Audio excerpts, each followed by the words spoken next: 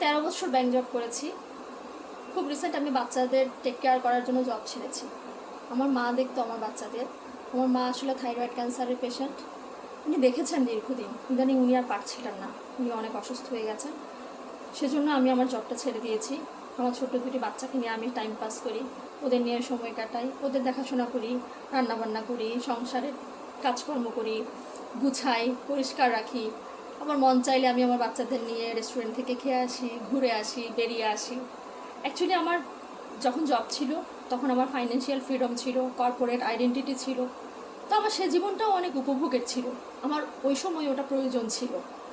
Job যখন আমি masters শেষ করলাম, তখন প্রত্যেকটা ছেলে মেয়ে মাস্টার্সের পরে চায় যে আমার একটা ভালো জব হোক। তো সেই সময় আমি আগ্রাবাদ মহিলা কলেজে জব করেছি লেকচারার হিসেবে।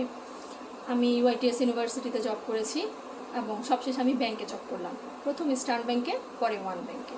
টোটাল 13 বছরের ব্যাংকিং ক্যারিয়ার আমার।